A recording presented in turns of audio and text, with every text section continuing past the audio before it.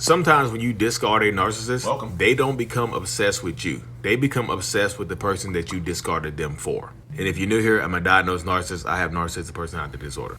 When I got discarded years ago by another narcissist, I didn't become obsessed with the woman who discarded me. I became obsessed with the person that she had chosen over me. Like literally obsessed with that person. I wanted to be better than him in every single way. Like financially, looks, body, literally everything, mental health, like literally everything. And that was the driving point for me to actually change my life. I went back to school. I got a better job. I literally had a better car. I lost almost 100 pounds, like literally became obsessed. Just because I wanted to show that person that they were not better than me because they had won a narcissist, you know what I mean? So don't be surprised sometimes if you discard a narcissist for another man or another woman and they become obsessed with that other person and try to become them. You try to become more like that person because they want to understand why you discarded them.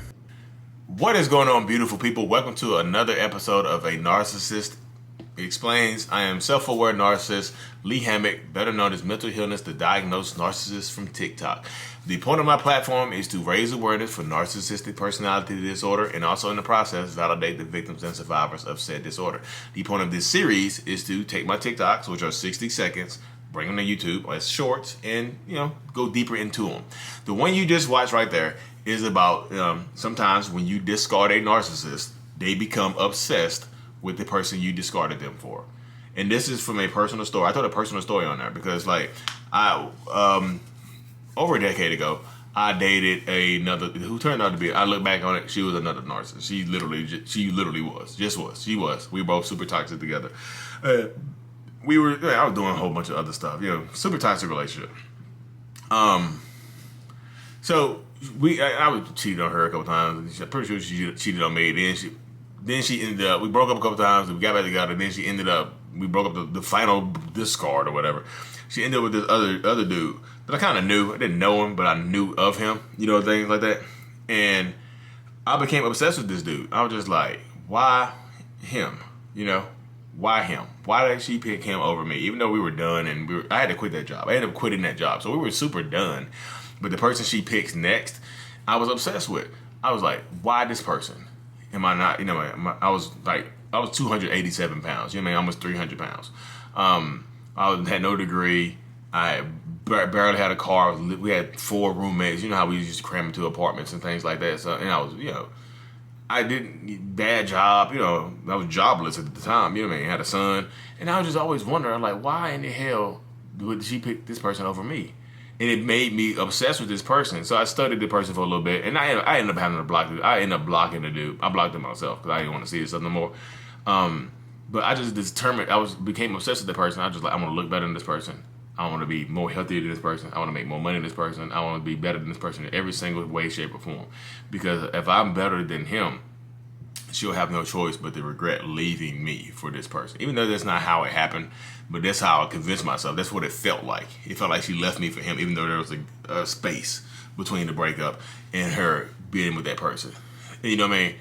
So in that situation right there, I became obsessed with, like literally, just obsessed. I wanted to be better than that person. And I ended up going back, I was 25, 26 years old, ended up going back to school, ended up going back to school, getting my degree, better job. I lost almost 100 pounds. I was in the 190s.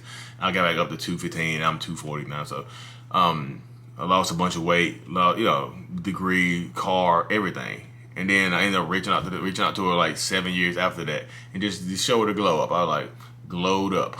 Just let her know, like, I'm better than who you left me for. And she ended up marrying the dude and stuff like that.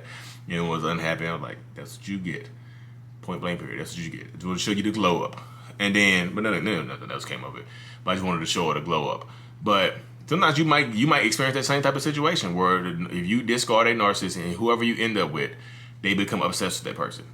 They either want to be like that person or be better than that person and pick up their habits and traits and might get the same haircut or start listening to the same type of music or start dressing like that person and acting like that person, pick up their same catchphrases. They might become obsessed with them, start to try to mirror that person and emulate that person because they think that's what you like. Like, okay, I wasn't good enough, so let me be like this person. Man or woman, let me be like this person right here. Let me try to emulate that person. Maybe you'll want me back. I'll be good enough if I act like this person because that's who she's with now or he's with now. That's literally how the mind works. So, or it goes to the other side of things when they become obsessed with the person to the point where they want to get rid of the person. They try to drive the person off.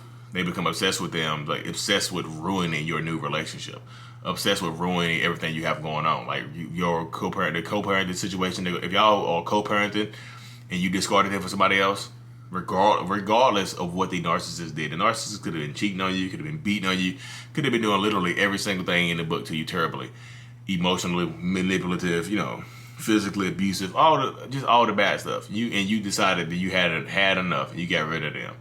Regardless of that, they are going to hold it. It's a narcissistic injury because how dare you discard a narcissist? How dare you discard that narcissist? Whatever they did to you, you should love them and forgive them for it. I'm being sarcastic if you can't tell.